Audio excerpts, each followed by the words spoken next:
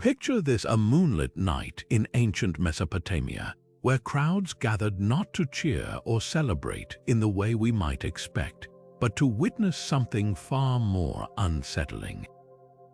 A king dressed in ragged robes is dragged through the streets by his own priests, stripped of his crown, beaten, and humiliated, all while the city watches. This wasn't an act of rebellion or punishment. It was the Akitu festival, a 12-day New Year's ritual where the king's humiliation was believed to renew the cosmos itself. And believe it or not, this was just one of countless ancient festivals that would leave modern jaws on the floor. Across time and continents, civilizations threw celebrations so wild, so bizarre, and sometimes so downright disturbing that they'd make today's most outrageous parties seem tame. From drunken orgies disguised as religious rites to festivals where entire communities indulged in acts we'd now consider unthinkable, these events weren't just about fun. They were woven into the very fabric of societies, shaping laws, beliefs, and even empires. But what drove people to embrace such extremes? What secrets do these festivals reveal about the fears, hopes, and obsessions of our ancestors? That's exactly what we're about to uncover. Over the next few minutes, we'll step into the shadows of history's most shocking celebrations, where the line between sacred and scandalous blurred beyond recognition. You'll meet cultures that worshiped through chaos, rulers who cemented their power with public spectacles of terror, and festivals so strange they'll challenge everything you thought you knew about the past. This isn't just a journey through time. It's a front-row seat to the unfiltered, uncensored, and utterly unforgettable side of human history. So buckle up, because some of these traditions are about to take you places no modern mind could ever expect. If you think modern nightlife pushes boundaries, the Roman Bacchanalia would have made even the wildest parties today look like a church picnic. This festival, dedicated to Bacchus, the god of wine, ecstasy, and unfettered chaos, wasn't just a celebration. It was a full-blown rebellion against order itself. Imagine secret gatherings deep in the forests outside Rome, where masked revelers drank themselves into frenzied states, danced to pounding drums until dawn, and indulged in acts so scandalous that even the famously indulgent Romans eventually said, "Enough." At first, the Bacchanalia was a women-only affair, a rare space where Roman matrons could escape the rigid control of their husbands and fathers. But by the 2nd century BCE, it had spiraled into something far darker. Men joined in, the rituals grew violent, and rumors spread of poisonings, blackmail, and even ritual murders hidden beneath the veil of drunken revelry. The Roman Senate, terrified that these nocturnal orgies were eroding the moral fabric of the empire, launched a brutal crackdown in 186 BCE. Thousands were arrested, executed, or driven into exile. The message was clear: Rome would tolerate many vices, but not ones that threatened its grip on power. What's truly striking is how the Bacchanalia's chaos mirrored the anxieties of its time. Romans saw uncontrolled drinking and sex as gateways to social collapse, a fear that echoes in modern debates over everything from rave culture to prohibition. Yet, unlike today's parties, where excess is often just for fun, the Bacchanalia was deeply spiritual. Participants believed they could touch the divine through madness, that losing themselves in wine and passion brought them closer to Bacchus himself. It wasn't just about breaking rules, it was about transcending them entirely, and that's what made it so dangerous. While Rome grappled with the unbridled chaos of the Bacchanalia, ancient Greece had its own festival that would raise eyebrows today, but for entirely different reasons. The Thesmophoria, celebrated exclusively by women in honor of Demeter, goddess of agriculture and fertility, was no tame garden party. For 3 days each autumn, married women abandoned their households, set up camp on hillsides, and performed rituals so secret that no man was allowed to witness them, on pain of death. At first glance, this might sound like a serene retreat, but the reality was far more visceral. The heart of the festival involved tossing piglets, yes, live piglets, into underground chambers called megara, where they decomposed for months alongside pine branches and other offerings. When the time came, women would retrieve the decayed remains and place them on altars alongside clay models of genitalia, believing this grotesque mixture would bless their fields and wombs with abundance. To modern sensibilities, it's baffling. Why would a fertility ritual involve rotting flesh? But to the Greeks, death and rebirth were inseparable. The decaying pig symbolized the cycle of the earth. What rots in autumn nourishes the spring harvest. What's even more striking is how this festival flipped Greek society on its head. In a culture where women had little public voice, the Thesmophoria gave them unchecked authority. They could mock politicians in raunchy speeches, reenact myths with outrageous humor, and even, according to some accounts, engage in ritual obscenities that would have scandalized their husbands. For those 3 days, they weren't just participants, they were the priests, the lawmakers, the keepers of cosmic order, and woe to any man who tried to spy on them. Historical records mention intruders being beaten, humiliated, or worse. The Thesmophoria reveals a truth that echoes through many ancient festivals. What looks shocking to us was often deeply logical to them. The pig sacrifices weren't mindless brutality, they were a direct line to Demeter's power. The female exclusivity wasn't just rebellion, it mirrored the goddess's own grief when her daughter Persephone was taken to the underworld, a story of women's sorrow and resilience. And the secrecy, that was the point. In a world where men controlled nearly everything, some mysteries were meant to stay beyond their grasp. The Aztec festival of Toxcatl presents one of history's most unsettling paradoxes, a year of divine luxury ending in savage sacrifice. At its heart was the Teixehtla, a young man chosen to embody Tezcatlipoca, the god of night, sorcery, and destiny. For 12 moons he lived as royalty, feasting on delicacies, wearing jeweled robes, and being showered with reverence. Flute in hand, he wandered the streets of Tenochtitlan, greeted by bowing citizens who truly believed they stood in the presence of a deity. But this wasn't just honor, it was a slow march toward a horrific climax. As the festival neared, the tone shifted. The Teixehtla's final month was a whirlwind of symbolic unraveling. His once groomed hair was shorn, his lavish ornaments replaced with simple warrior's garb. He took 4 wives representing goddesses only to symbolically divorce them days before his fate. Then, on Toxcatl's apex, he ascended the temple steps, breaking his flutes one by one as he climbed. At the summit, priests seized him, and in a ritual both meticulous and merciless, carved out his still beating heart to feed the sun itself. What chills the modern mind isn't just the violence, but the psychological precision behind it. The Aztecs didn't see this as murder, it was cosmic recycling. The Teixehtla's death wasn't an end, it was a transformation, his spirit merging with Tezcatlipoca to ensure crops grew and empires thrived. The very care lavished on him made his sacrifice more potent. A god-king's life carried more weight than a commoner's, yet beneath the theology lies a darker truth. This ritual was also political theater. The spectacle reinforced the power of priests and rulers, reminding the populace that even gods could fall to the state's will, and the Teixehtla, his compliance was key. Historical accounts suggest many went willingly, raised from obscurity to die as legends, proof that in the Aztec world, divinity and doom were 2 sides of the same blade. The Feast of Drunkenness in ancient Egypt turned intoxication into a sacred act, one where losing consciousness wasn't just allowed, it was the ultimate spiritual goal. Held in honor of Hathor, the goddess of joy, music, and yes, beer, this riotous celebration reenacted a myth so pivotal that Egyptians believed their very survival depended on it. According to legend, the sun god Ra, furious at humanity's rebellion, sent Hathor to earth as the vengeful lioness Sekhmet to slaughter them all. But as rivers ran red with blood, Ra had a change of heart. To stop the carnage, he dyed 7,000 jars of beer to resemble blood and poured them onto the fields, Sekhmet, lured by the scent, drank herself into a stupor, woke as gentle Hathor again, and spared the world.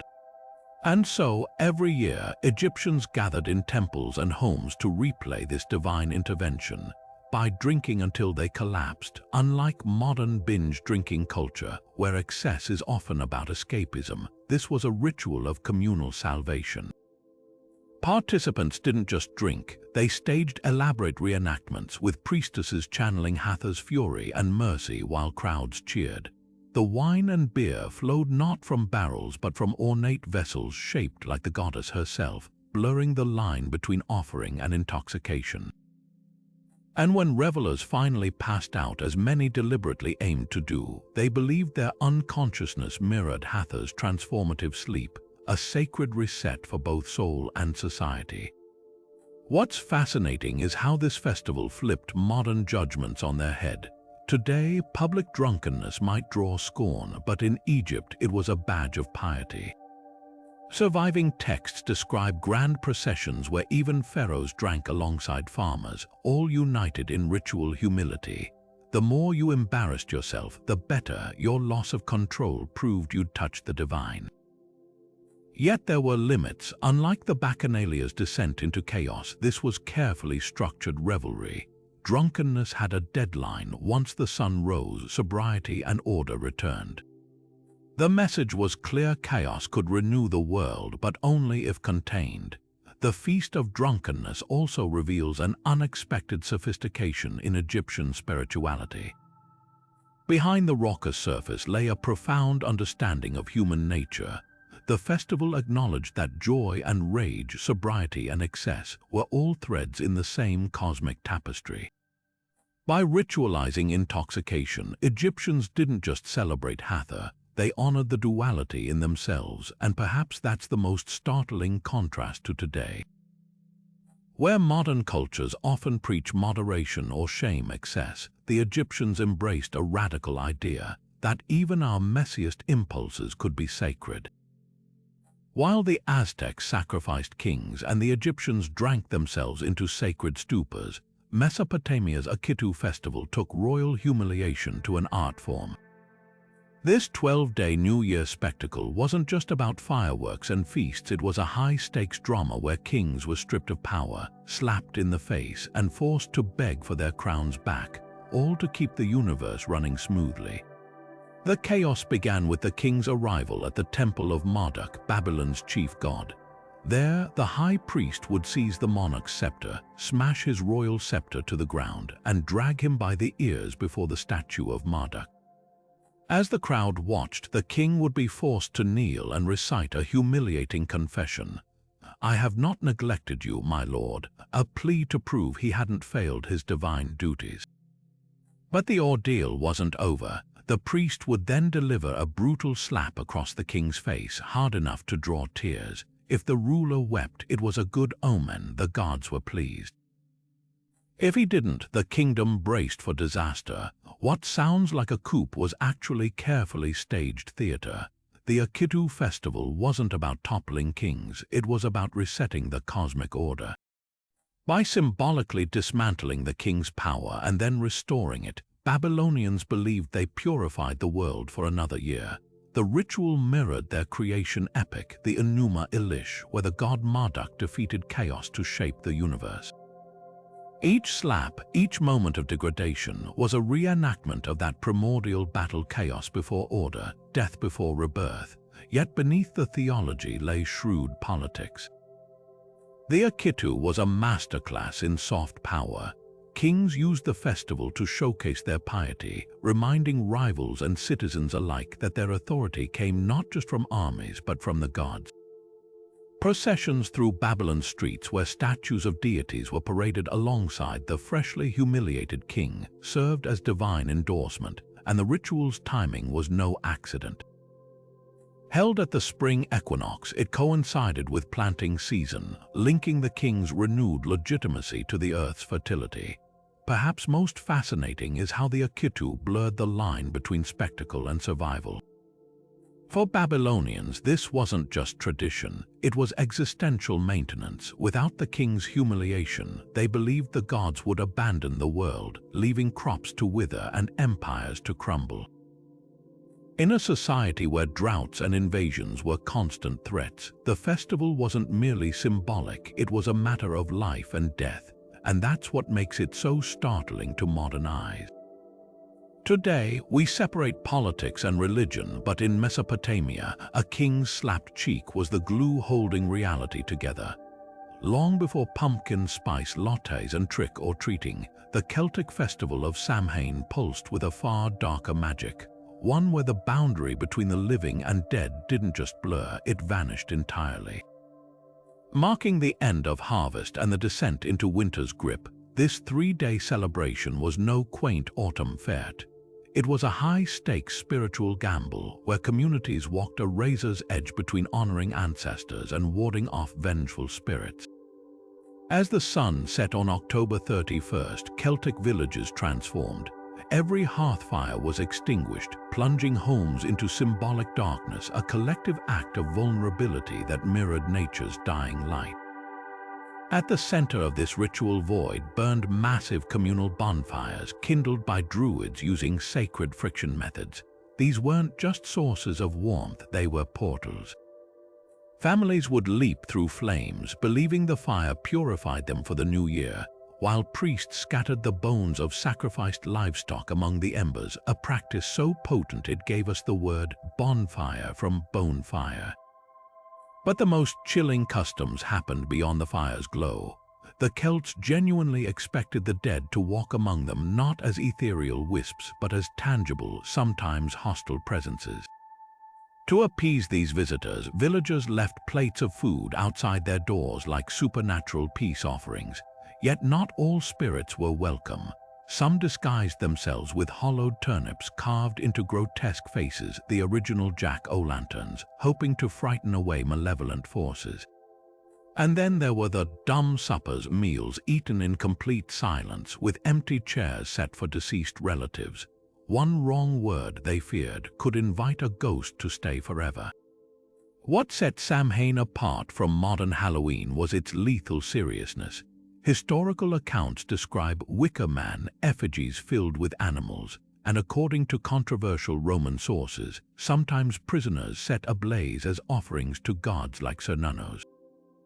While scholars debate the extent of human sacrifice, there's no denying Samhain was a time when the Celts flirted with forces they barely controlled.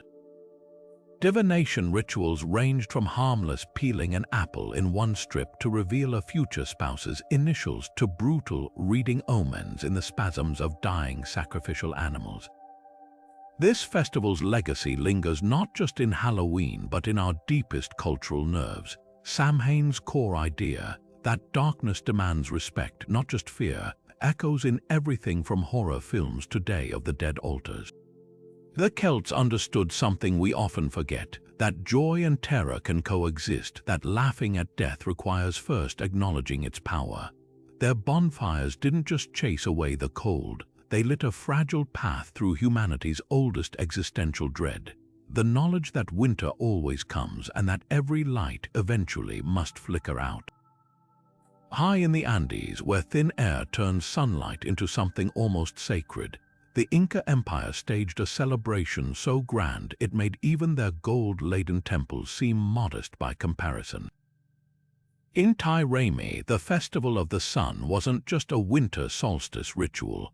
It was a 9-day spectacle designed to bribe the heavens themselves. Imagine the heart of Cusco, transformed into a living tapestry of woven alpaca robes, plumed headdresses, and the gleam of golden discs reflecting the very deity they worshipped, Inti, the life-giving sun god. But beneath the dazzling surface lay a desperate calculation. The Inca knew their empire's survival hinged on the sun's return. If the solstice passed without celebration, they believed the world would freeze into eternal night. The festival's climax was a masterclass in theatrical precision. At dawn on the solstice, the Sapa Inca, the emperor himself, would raise 2 golden cups of chicha, the sacred corn beer. One was poured into a stone channel as an offering to Inti, the other drank by the ruler in symbolic communion. Then came the sacrifices. Llamas, selected for their flawless coats, had their hearts removed with a ceremonial tumi knife, their blood smeared on temple walls as cosmic insurance against famine. But the most striking ritual was the new fire. Using a concave gold plate to focus the sun's rays, priests kindled flames that would relight every hearth in the empire, a literal passing of divine spark from ruler to people. What set Inti Raymi apart from modern solstice celebrations was its terrifying intimacy with failure. Today's solar festivals, like Sweden's midsummer or New Age solstice gatherings, are joyful affairs confident in the sun's reliability. The Inca had no such certainty. Their rituals included simulated battles where actors playing darkness spirits were ritually defeated, a reminder that light's victory was never guaranteed. Even the costumes held layers of meaning. Nobles wore unku tunics decorated with Takapu symbols not just for beauty, but as wearable prayers, each geometric pattern encoding pleas for fertility and balance. Modern reconstructions of Inti Raymi, performed annually in Cusco since the 1940s, capture the color but miss the desperation. Tourists see dancers in synthetic feathers and hear Quechua chants amplified by speakers. The original festival had skin in the game, literally. Historical accounts describe priests inspecting sacrificial llamas for blemishes with the scrutiny of surgeons, knowing a single flaw could invalidate the entire offering. When the Sapa Inca raised those golden cups, his people didn't cheer. They held their breath. For all their empire's might, the Inca understood something we often forget, that civilization is always one bad winter away from collapse, and sometimes the only thing standing between us and the abyss is a perfectly timed prayer cast in gold and blood. In the heart of ancient Rome, February wasn't about chocolates or roses. It was a month of bloody hides, naked sprinting, and ritualized whipping. Welcome to Lupercalia, the fertility festival so outrageous it makes modern Valentine's Day look like a corporate greeting card. Every February 15th, the Luperci, a brotherhood of priests, gathered at the cave of the Lupercal, where legend claimed a she-wolf had suckled Rome's founders, Romulus and Remus. There they sacrificed goats and a dog, smearing the blood on their foreheads before slicing the hides into strips.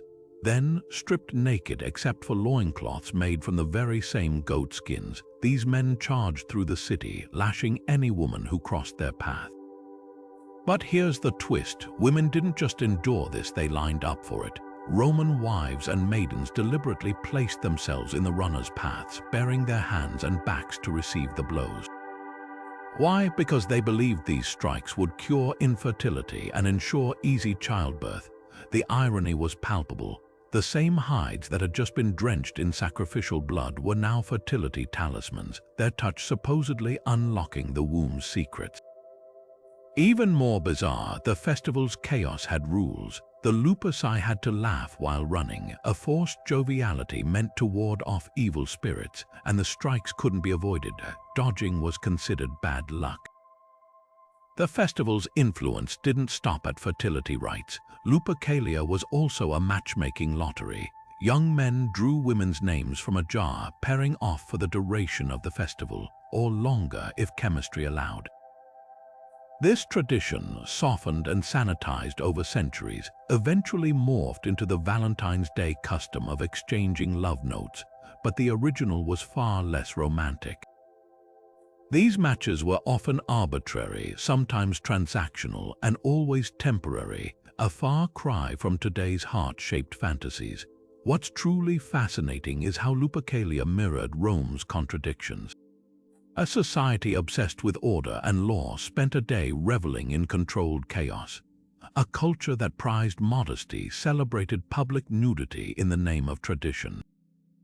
And a civilization that worshipped martial strength let priests, not soldiers, wield the symbolic whip. By the time Christianity rose to power, Lupercalia's excesses made it a target. Pope Gelasius I finally outlawed it in the 5th century, replacing it with the Feast of Saint Valentine. but echoes lingered.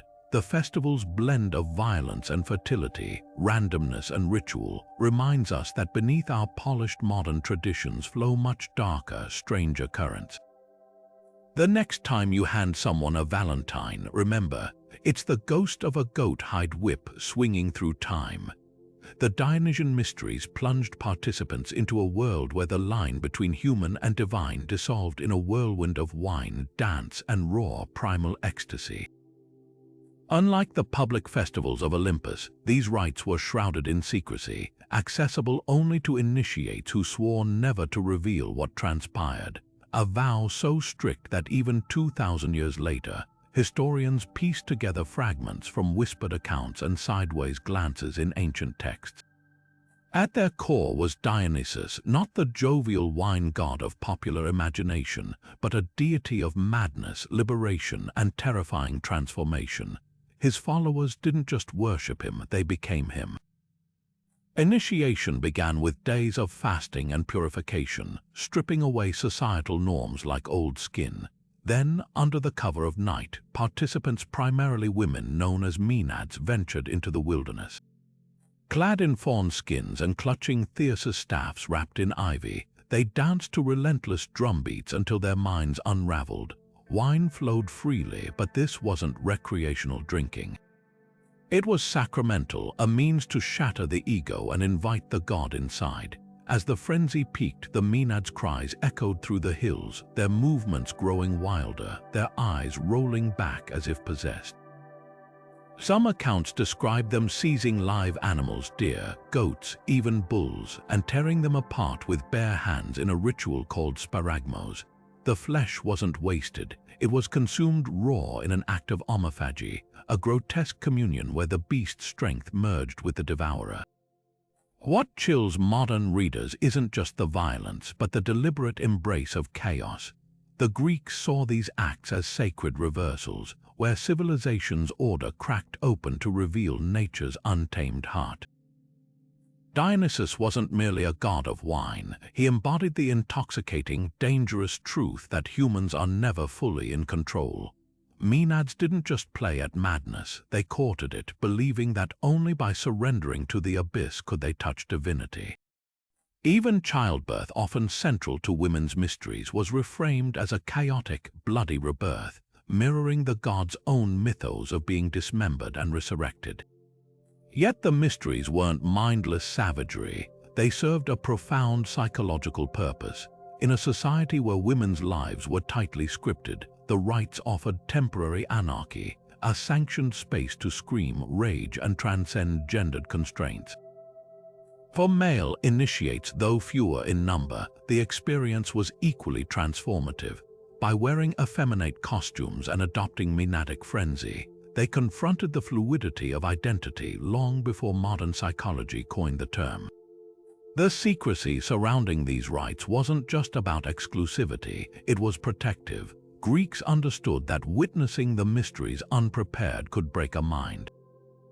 Plato himself hinted that initiates emerged less afraid of death, having stared into the void and survived. That's the paradox at their core, a festival that terrified even as it liberated, where the path to enlightenment ran not through reason, but through the ecstatic annihilation of the self.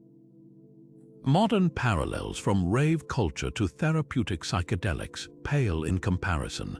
The Dionysian mysteries didn't just shock, they shattered, then remade, leaving initiates forever unmoored from the world they thought they knew. The Norse Yule celebrations transformed the darkest days of winter into a riot of fire, feasting, and blood, a far cry from today's twinkling Christmas lights. For Vikings, the winter solstice wasn't just a turning point, it was a battle against chaos itself. As the sun hung limp in the sky and night stretched endlessly, entire villages gathered to defy the darkness with a 12-day frenzy of rituals so potent their echoes still shape our holiday season. At the heart of it all stood Odin, the one-eyed All-Father, who wasn't just worshipped during Yule. He was believed to ride through the night sky on his 8-legged horse Sleipnir, leading a ghostly hunt that could snatch the unwary into the afterlife. No Yule feast began without sacrifice. Vikings slaughtered animals, sometimes dozens, in sacred rites called blot, offering their blood to Odin, Freya, and Njord to ensure fertility and victory in the coming year. The most potent offering, the Yule boar, a massive hog consecrated to Freya, god of abundance. After placing hands on its bristles and swearing solemn oaths, the origin of today's New Year's resolutions, the boar was butchered and roasted whole. Its head, carried into the hall on a platter with an apple in its mouth, became the feast's centerpiece, a tradition that survives in Christmas hams and even the Boar's Head carols still sung at Oxford. But Yule wasn't all solemn vows and divine bargains. The wild Jolablot feasts dissolved social hierarchies as mead flowed like water.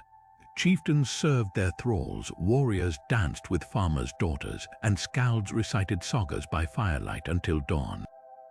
One custom involved dragging a giant log, the Yule log, into the hall and burning it for 12 days straight, its ashes later scattered on fields as protection against lightning.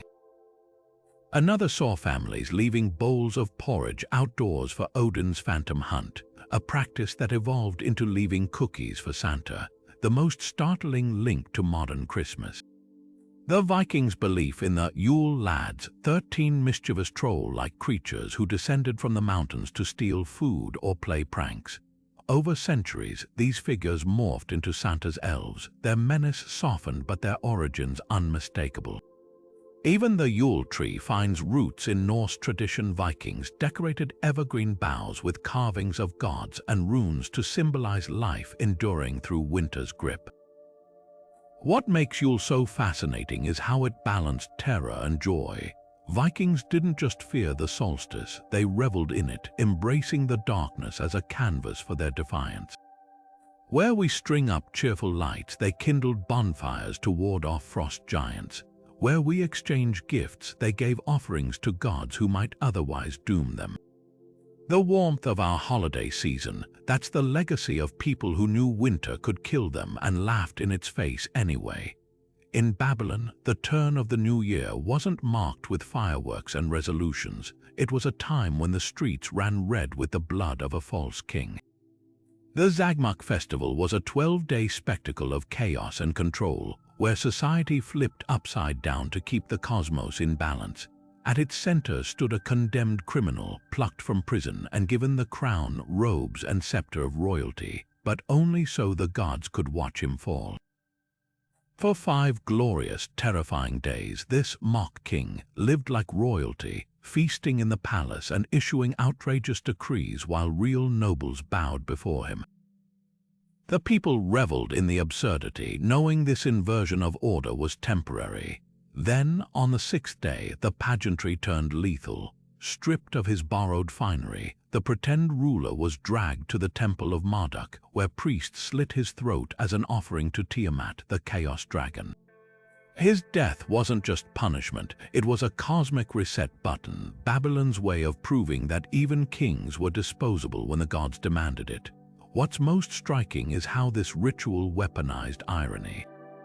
The criminal's brief reign wasn't random, it reenacted the Enuma Elish, Babylon's creation myth where Marduk defeated chaos by slaying Tiamat. The fake king embodied that primordial disorder, his coronation and execution mirroring the god's victory. Yet beneath the theology lurked a brutal political lesson. By sacrificing an impostor, real kings reinforced their own divinity without risking their necks. The message was clear: rebellion carried a death sentence even when sanctioned. Few festivals capture the ancient mindset like Zagmuk. Today, we see injustice and ask why. Babylonians saw it and asked why not. To them, the world wasn't fair, it was fragile, held together by rituals that balanced cruelty and order. That criminal's fleeting taste of power wasn't a glitch, it was the system working as intended. His death brought another year of stability, proof that sometimes the most shocking traditions are the ones that make perfect sense to everyone but the victim. In the freezing winter nights of Okayama, Japan, a sea of near-naked men drenched in sweat and water surges through temple grounds, their bodies pressed together in a primal scramble for divinity. This is Hadaka Matsuri, The naked festival where 21st century technology collides with a ritual so ancient it makes modern raves look timid. Every February, over 9,000 men clad only in loincloths called fundoshi brave near freezing temperatures to fight for sacred shingi sticks, believed to channel blessings from the gods. But this isn't just a test of endurance, it's a ritual where pain, chaos, and sheer human grit become acts of worship. The festival's roots stretch back over 500 years to the Muromachi period, when villagers competed to catch paper talismans tossed by priests, a practice believed to purify sins and guarantee good fortune.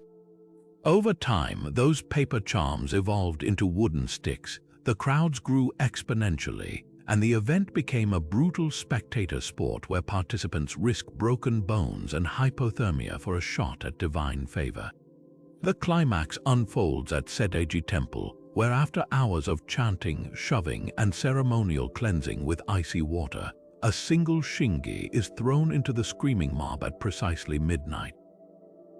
What follows is 20 minutes of raw pandemonium as thousands of hands claw toward the stick, forming a human pyramid that sways dangerously under its own weight. The victor, often bruised, sometimes bleeding, is carried triumphantly to the priest, his reward not money or fame, but a year of guaranteed luck. What's most fascinating is how Hadaka Matsuri defies modern logic. In an era obsessed with safety regulations and personal space, this festival thrives precisely because it's dangerous. There are no helmets, no waivers, just a collective understanding that suffering is the price of transcendence. The participants, known as otokoshu, aren't reckless thrill seekers. They're businessmen, students, and farmers who prepare months in advance through grueling cold water training. Many wear traditional white loincloths to symbolize purity, while others sport colorful haramaki belly bands inscribed with prayers. The crowd's energy isn't just chaotic, it's meticulously channeled. Before the shingi toss, priests lead rhythmic chants of wasshoi, wasshoi, synchronizing the mob's movements like a living, breathing organism. Modern iterations have introduced small concession security barriers to prevent stampedes, ambulances on standby, but the essence remains untouched. In a country known for its restrained decorum, Hadaka Matsuri is a sanctioned explosion of primal energy, a rare space where salarymen can scream themselves hoarse and college students can test their limits without judgment. Even the nudity carries deeper meaning. Stripped of status symbols, no suits, no smartphones, participants become equals in their quest for grace. The festival's persistence speaks to something timeless in human nature. Across centuries and cultures, people have sought connection with the divine through physical extremes, whether it's flagellants whipping their backs or firewalkers brazing their souls. Hadaka Matsuri proves that even in our sanitized digital age, there's still a place for rituals that demand more than just showing up. They demand you lose your breath, sacrifice your comfort, and fight literally for your blessings. And perhaps that's why it endures. In a world where most rewards come through clicks and credit scores, here's one that can only be earned the old-fashioned way, with bare skin, gritted teeth, and hands grasping blindly in the dark for a stick that just might change your fate. While modern spring celebrations conjure images of pastel petals and polite garden parties, Rome's Floralia would have sent Victorian florists into collective shock. Honoring Flora, the goddess of blossoms and unbeknownst to many prostitution, this late April festival was less about delicate bouquets and more about unapologetic raunch. For 6 days straight, the city transformed into a carnival of vice disguised as worship, where the bounds of decency didn't so much blur as combust in a spectacle that made even the Bacchanalia look tame by comparison. The festivities kicked off with theatrical performances, but these weren't Shakespearean dramas. Ancient accounts describe mimes and actresses stripping nude mid-performance, enacting lewd scenes that left little to the imagination. Prostitutes, considered Flora's sacred workers, danced in temples and streets, their movements deliberately provocative as crowds showered them with flowers and coins. But the real scandal lay in the festival's climax, the scattering of beans and lupine seeds across the audience. Far from innocent confetti, these legumes were potent fertility symbols, their shape and abundance representing the vulva's flora governed. Catching one wasn't just lucky, it was an open invitation to act on nature's urges. What set Floralia apart from other Roman festivals was its unabashed celebration of female sexuality. Married women, typically shrouded in layers of wool and social restraint, could openly wear colorful, translucent gowns, a scandalous departure from modesty norms. Even the games held at the Circus Maximus took a risque turn, with prostitutes racing naked or wearing nothing but garlands, their bodies becoming living offerings to Flora's power. The goddess herself was no demure flower maiden. Her statues often depicted her lifting her skirts in a gesture called anathema, a blunt reminder that fertility began where society's comfort ended. Modern flower festivals, from Japan's cherry blossom viewings to England's Chelsea flower show, emphasize serenity and aesthetic perfection. Floralia was their antithesis, a deliberate rebellion against restraint. Romans understood something we often forget, that spring isn't just about beauty, but the raw, messy force of life reasserting itself. The beans they tossed weren't just props, they were tiny grenades of chaos, bursting with the same energy that drives plants through cracks in concrete. And perhaps that's why authorities tolerated, even encouraged such debauchery. In a world where crop failures meant starvation, Flora's favor wasn't poetic. It was survival, bought with laughter, skin, and seeds flung recklessly into the crowd, each one a promise that life would outlast even the harshest winter. The coastal city of Carthage shimmered under the Mediterranean sun, its wealth built on trade and conquest, but beneath the marble and gold lay a secret so dark it still chills historians today.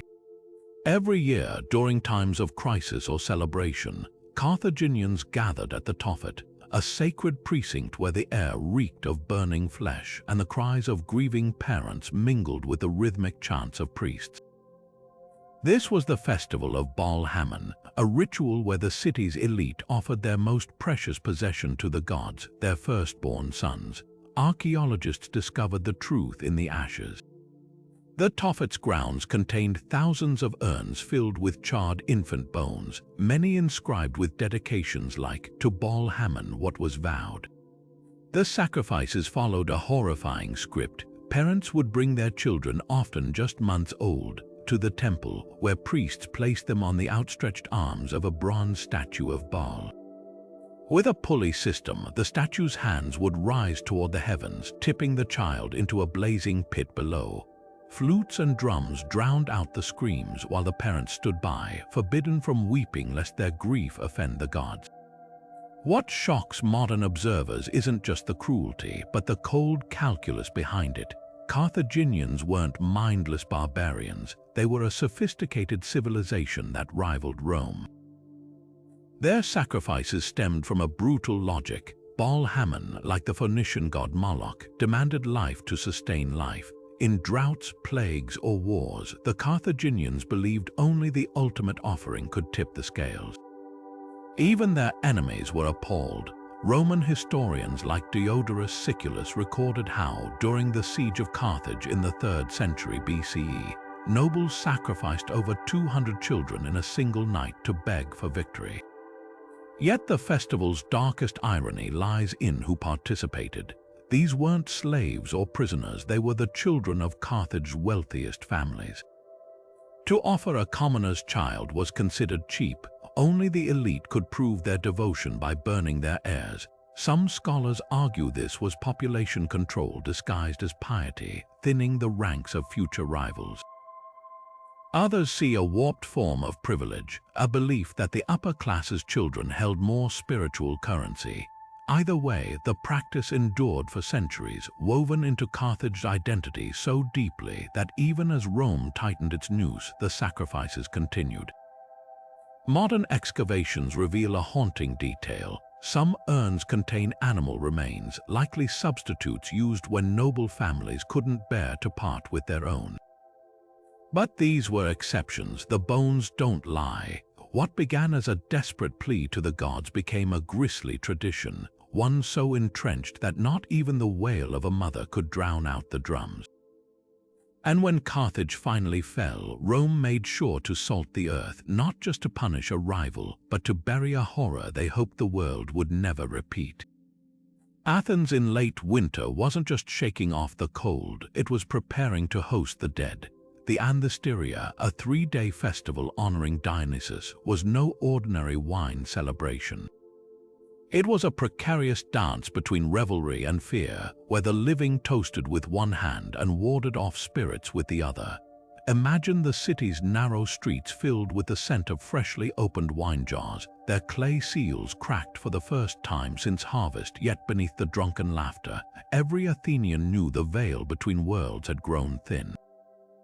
Day 1, Pythoia turned wine into sacrament. Families gathered to taste the new vintage, offering the first cups to Dionysus in thanks for the harvest.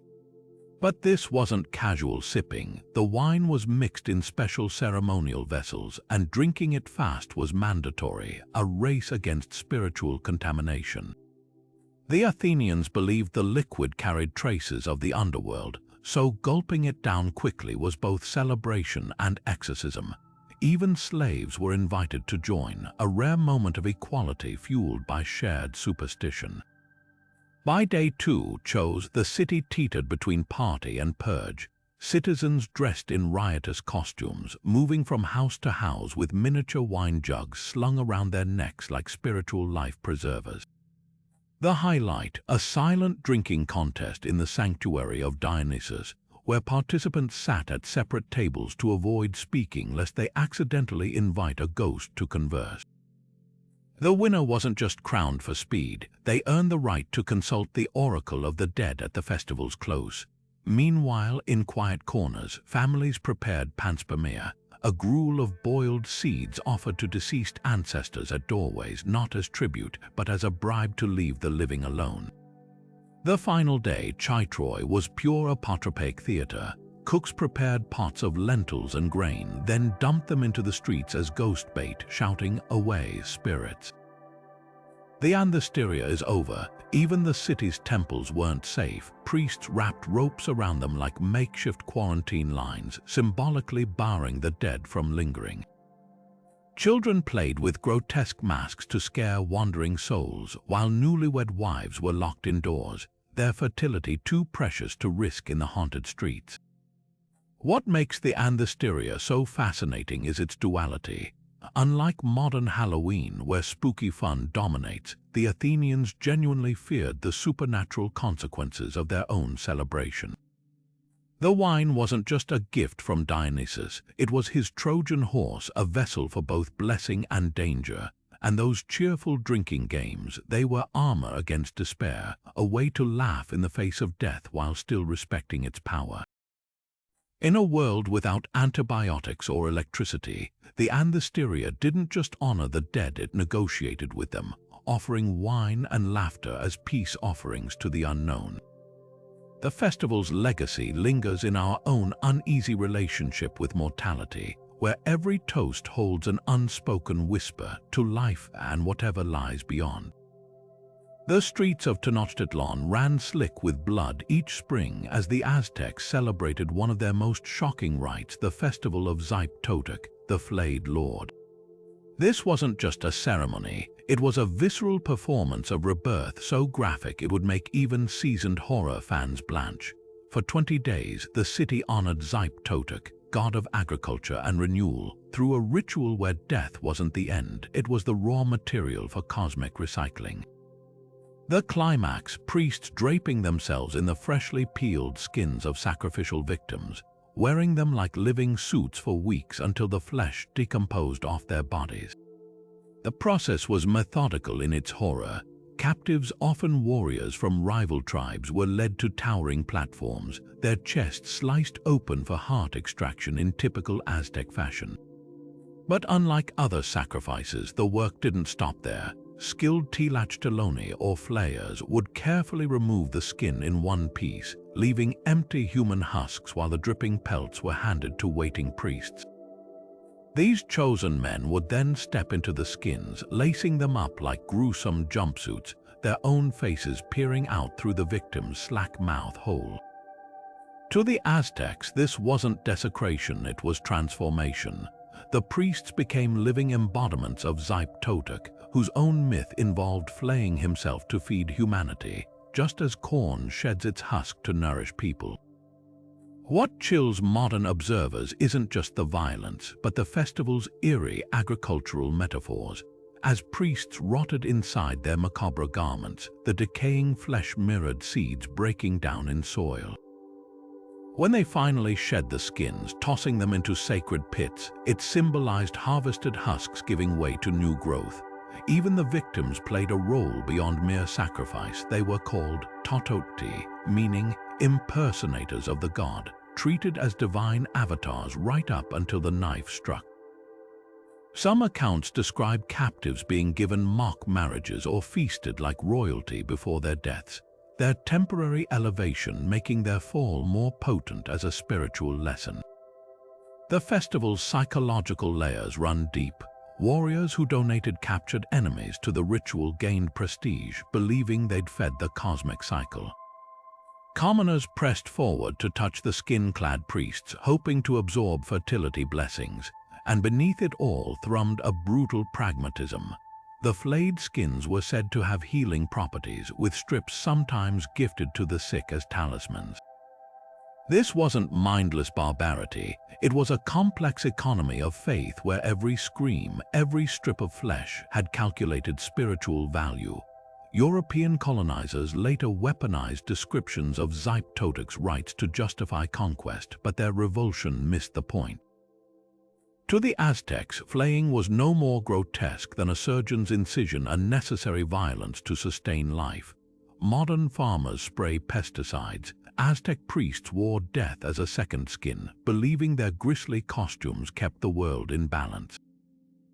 The festival's legacy lingers in Mexico today, not in practice but in art. Statues of Toxcatl still stand with one hand raised, his flayed skin draped over his body like a discarded jacket. A mute reminder that renewal often comes at a price, and that the line between horror and holiness depends entirely on who's telling the story. December in Rome wasn't just about shortening days and creeping cold. It was the season of sanctioned anarchy, where slaves became kings, gambling spilled into the streets, and the social order didn't just bend, it snapped. Welcome to Saturnalia, the festival that turned Rome upside down for 7 riotous days in honor of Saturn, the god of time and liberation. Starting on December 17th, the city erupted into a carnival of inverted norms, where the rigid hierarchies that held Roman society together were not just challenged but ceremoniously dismantled. Picture this: senators serving meals to their enslaved staff, masters obeying their servants' drunken commands, and the streets alive with the clatter of dice, normally illegal, but not just permitted during Saturnalia but encouraged. The festival's origins were as subversive as its practices. Saturn, once a primordial king of Rome's mythical Golden Age, was said to have ruled when all men were equal and slavery didn't exist. By reenacting this lost utopia, Romans weren't just partying, they were performing temporary revolution. Household slaves, usually invisible, took center stage, donning the pileus, a felt cap symbolizing freedom, and speaking their minds without fear of punishment. Some were even allowed to wear their master's clothes, blurring the lines between owner and owned in a way that would have been unthinkable any other time of year. But this wasn't true emancipation, it was pressure valve politics.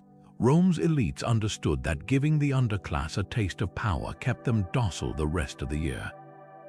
Gifts played a surprising role in the chaos. Unlike today's neatly wrapped presents, Saturnalia exchanges were intentionally absurd: tiny clay figurines, wax candles, even live birds, mocking the grandeur of normal Roman gift-giving. The poet Martial's Xenia verses, essentially ancient joke gift tags, teased recipients with lines like, "You think this cheap wine is for drinking, it's for washing your feet." This wasn't just humor, it was social leveling, turning expensive traditions into shared laughter. Even the courts closed and wars paused. Saturnalia's peace was so sacred that during the Punic Wars, Hannibal reportedly used the lull to regroup his armies, knowing Rome wouldn't fight during the festival. Modern echoes of Saturnalia are everywhere: Christmas office parties where bosses serve drinks, carnivals, role reversals, even the rebellious spirit of New Year's Eve. But what set Rome's celebration apart was its calculated duality. The moment the festival ended, the pileus caps came off, slaves resumed their duties, and Rome snapped back to order like nothing happened. That's the genius and the cruelty of Saturnalia. It wasn't true liberation, it was a safety net woven from wine and laughter, proving that sometimes the most effective way to maintain power isn't through force, but through carefully timed, tightly controlled chaos. As the Nile's waters began their annual retreat, marking the end of inundation season, ancient Egypt erupted into a frenzy of drunken revelry that would make Times Square on New Year's Eve look like a library reading room. The Wepet Renpet festival, literally the opening of the year, wasn't just a calendar reset. It was a desperate bid to survive the wrath of Sekhmet, the lioness goddess whose breath could scorch crops and whose claws carried plague. For 5 days straight, Egyptians drowned their fears in beer, masked dancers writhed through temple courtyards, and priests performed rituals so chaotic they'd be banned in most modern cities. This wasn't celebration, it was collective bargaining with divine destruction. The festival's origins lay in a myth as terrifying as it was vivid. Sekhmet, sent by Ra to punish humanity's rebellion, developed such a taste for blood that she nearly wiped out civilization. To stop her, the gods tricked her by flooding the land with beer dyed red, thinking it was blood. She drank herself into a stupor, waking as the benevolent Hathor.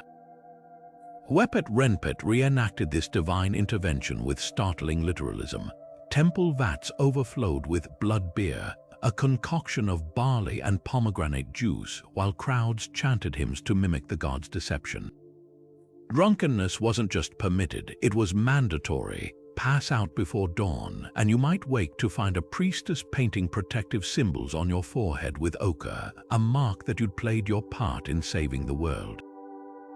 Unlike modern New Year's Eve, where champagne toasts are about hope and resolutions, Wepet Renpet's drinking was pure survival strategy.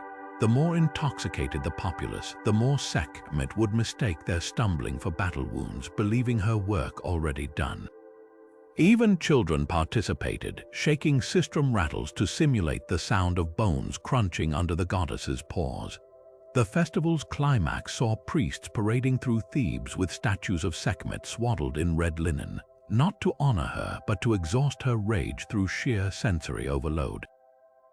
Imagine Mardi Gras crossed with a disaster drill, where every dropped wine cup was a tiny victory against extinction. What's most startling is how the festival weaponized chaos. Modern societies suppressed disorder, the Egyptians harnessed it. Their sacred texts explicitly warned that without the ritual madness of Wepet Renpet, Sekhmet's fury would return. Dancing wasn't entertainment, it was mimicry of the goddess's predatory movements, a sympathetic magic to drain her violent energy. The masks worn by revelers weren't costumes but spiritual armor, disguising humanity's identity from its divine executioner. Even the timing was calculated. Held just before the Nile's floodwaters fully receded, the festival marked the precarious moment when Egypt's fields were dry enough to burn. One failed ritual, they believed, and Sekhmet's breath could turn the entire valley to ash. Today's New Year's Eve, with its fireworks and countdowns, carries faint echoes of this ancient terror. The ball drop in Times Square, that's a sanitized version of the Egyptian practice of lowering a golden disc representing Ra's eye into a ceremonial basin at midnight. Our drunken kisses at 12 o'clock trace back to villagers exchanging amulets shaped like Sekhmet's teeth, believing a stranger's touch could disperse her curse. But the core difference is profound. We celebrate the future, they fought for the present. Every spilled drink, every hoarse chant of "Hail to the Drunken One." wasn't just partying, it was a civilization rolling the dice against divine annihilation, betting that enough noise, enough revelry could keep the darkness at bay for one more year. The festival's legacy lingers in our language. The word jubilee originates from the Egyptian heb, meaning festival of drunkenness. Even our tradition of New Year's resolutions finds roots in the oaths Egyptians swore during Wepet Renpet, not self-improvement promises, but desperate vows to uphold mad cosmic order so the gods wouldn't need correcting again. Perhaps that's the most haunting parallel. Our glittering modern celebrations still carry that ancient whisper underneath the cheers. That time's passage isn't just a calendar flip, but a fragile thread between order and chaos, one that requires, even now, a little collective madness to keep from snapping. While Rome burned during Saturnalia and Egypt drowned in blood beer, the Celts staged their own springtime rebellion against restraint Beltane, where fire and fertility weren't just celebrated, they were worshipped with a primal intensity that would make modern romance novels blush. As the 1st of May dawned across the British Isles, villages erupted in a spectacle of bonfires, bawdy poetry, and rituals so steeped in sexual symbolism that Victorian archaeologists later scrubbed records clean of their raunchier details. But peel back those sanitized layers, and you'll find a festival where life itself raw, unfiltered, and gloriously messy was the ultimate offering to the gods. The heart of Beltane was fire, but not just any fire. These were twin blazes kindled from sacred oak, their smoke believed to carry prayers straight to the other world. Cattle were driven between the flames to purify them after winter's confinement, while couples newly paired or long married leaped hand in hand, their height mid-jump predicting the year's harvest abundance. Landlords watched nervously. A stumble meant bad luck for the entire community. But the real magic happened after dark, when the embers glowed low and the May dew sparkled on the grass. Young lovers slipped into the woods a-maying, returning at dawn with flowers in their hair, and if the rituals worked, new life quickening in their bellies 9 months later. What shocks modern sensibilities isn't just the open sexuality, but its sacred context. The Celts saw no division between spiritual and carnal acts. A Beltane union wasn't just personal, it mirrored the cosmic marriage of the god Belenus and the earth goddess, their coupling ensuring fertile fields and fat livestock. Even the maypole, now a quaint folk dance prop, originally throbbed with erotic symbolism. The towering phallic pole, plunged into the earth as maidens wound it with ribbons, was no innocent tradition. Folklorists note that in some villages the pole was greased with lard except for the very top, where a bouquet waited, forcing young men to climb each other's bodies in increasingly suggestive ways to reach it. The festival's unapologetic physicality extended to food. Beltane cakes baked with ashes from the sacred fires were divided among villagers, but with a grim twist. One piece was charred black, and whoever drew it became the scapegoat for the year's misfortunes. In some accounts, they'd endure mock attacks or even symbolic death, echoing legends where sacrificial kings were burned to ensure solar rebirth. Yet even this darkness served Beltane's central theme, that life demands both pleasure and sacrifice, that the same forces driving lovers into the woods also dictate which seeds thrive and which wither. Christian missionaries later whitewashed Beltane into May Day, stripping it of its overt sexuality but never fully erasing its pulse. You can still trace its heartbeat in the Morris dancers' fertility bells, in the stubborn persistence of bonfire jumps at Welsh festivals, even in the faint scandal that lingers around spring flings. The Celts understood something we often forget, that civilization isn't built on restraint alone. Sometimes it needs the crackle of a fire, the press of bodies in the dark, and the reckless, beautiful faith that from such chaos life will always rise again.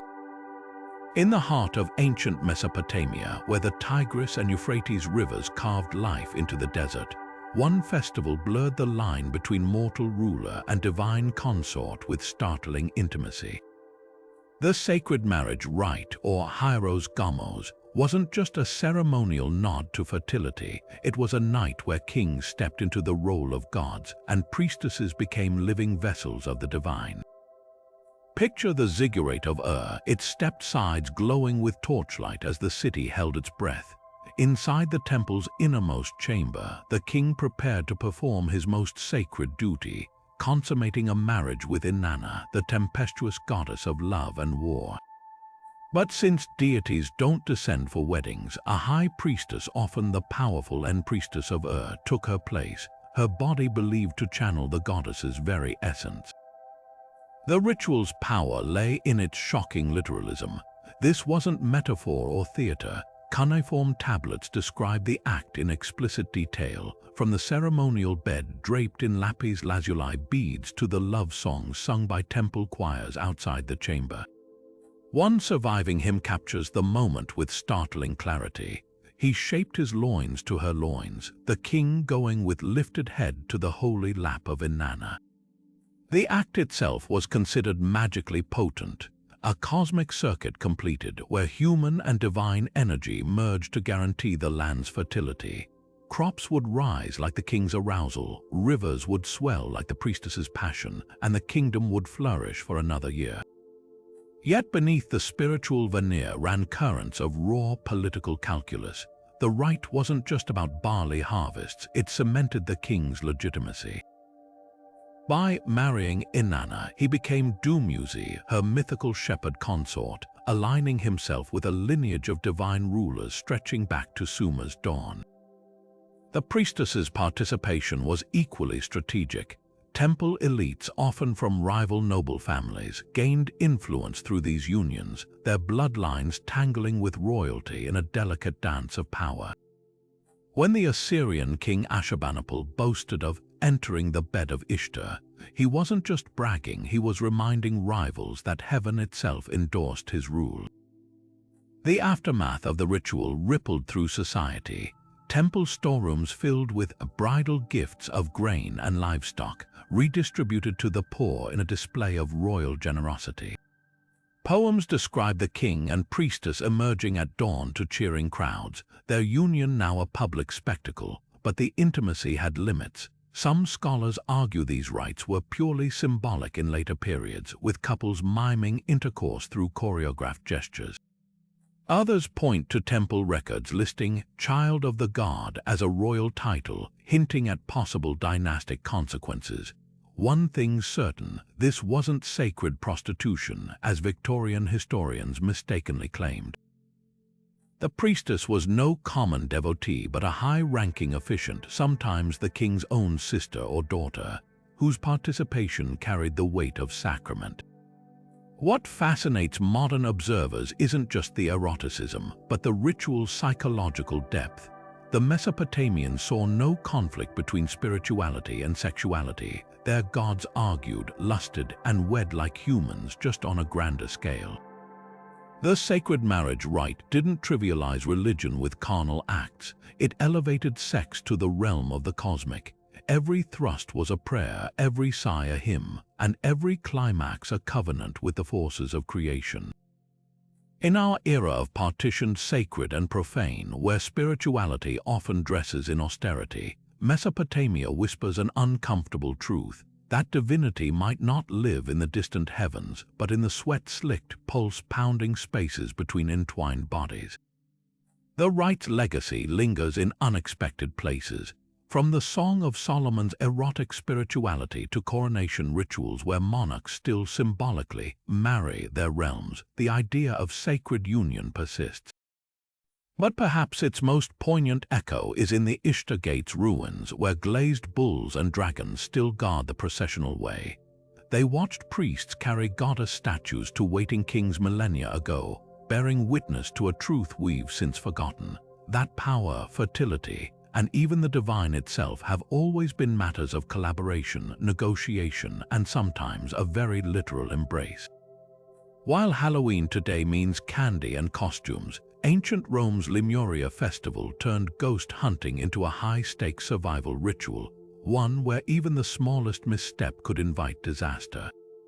Held every May, this three-day event wasn't about playful scares. It was a meticulous exorcism of the home, where restless spirits called lemures, vengeful, hungry ghosts of the dead, were believed to crawl back into the world of the living. And the rituals to banish them. Imagine a high-ranking Roman patriarch, barefoot and trembling, creeping through his house at midnight, mouth stuffed with black beans to avoid breathing in evil, spitting them one by one into shadows while chanting 9 times, "With these beans I redeem me and mine." The stakes couldn't have been higher. Romans didn't just fear the lemures, they saw them as existential threats. These weren't the friendly ancestors honored during Parentalia in February. These were bitter, forgotten souls who died violently or without proper burial, now hellbent on tormenting the living. If a lemur took up residence in your home, the consequences were dire: sickness, financial ruin, even the death of family members. The festival's timing was deliberate. May was considered unlucky, a month when marriages were forbidden and temples closed, making it the perfect breeding ground for supernatural chaos. The rituals were a masterclass in reverse psychology. Participants walked backward to confuse spirits, washed their hands 3 times in pure spring water to break ghostly attachments, and banged bronze pots to shatter the silence that spirits coveted.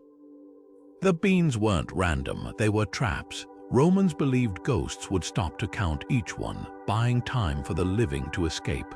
Some accounts describe families placing beans in tiny coffins or burying them at crossroads, literal bribes to keep the dead at bay. And if that failed, the paterfamilias would raise his fists, thumbs tucked inside, an ancient equivalent of flipping the bird, to shoo away lingering phantoms. What makes Lemuria so startling compared to modern Halloween is its solemnity. Today's trick-or-treating is communal and playful, but Lemuria was intensely private, almost shameful. No grand parades, no shared feast, just frightened households performing secret rites behind locked doors. Even the language was coded. Ovid's Fasti, our primary source, describes the festival in veiled terms, hinting that some rituals were too dark to record. The contrast couldn't be sharper. Where Halloween invites the dead to visit, Lemuria screamed, "Stay gone." Yet traces linger, the knocking on doors that echoes Lemuria's ghostly appeasement. The jack-o'-lanterns glow, a distant cousin to the oil lamps Romans lit to guide lost souls away from their homes, and the beans, they've morphed into candy, offerings now given to living children, not the dead. Lemuria's legacy is a reminder that fear of the unseen isn't new. We've just found brighter, sweeter ways to face it. The next time you toss a handful of candy to a costumed kid, remember 2,000 years ago, someone's ancestor was spitting beans into the dark, hoping against hope that the dead would take the hint and leave before dawn. Most societies throughout history have clung rigidly to social hierarchies, except, it seems, during harvest season. In ancient Greece, the festival of Cronia turned the rigid class system upside down with a radical act of sanctioned equality that would make even modern progressive movements do a double take. As summer's heat reached its peak and the first grains were brought in from the fields, slaves and masters did the unthinkable. They feasted together as equals. No servitude, no hierarchies, just shared wine, laughter, and a temporary dismantling of the social order that defined daily life the other 364 days of the year. Named for Kronos, the Titan god of time and the golden age before social divisions, Cronia was more than just a party. It was a living memory of a mythical past when no man ruled over another. The rituals varied by region, but the core remained shockingly consistent. Enslaved people were not just permitted but encouraged to join their masters' tables, sometimes even being served by them. In Athens, slaves could speak freely without punishment, engaging in debates typically reserved for citizens. Rural areas took it further, with masters and laborers working side by side in the fields during the day before collapsing into communal celebrations at night.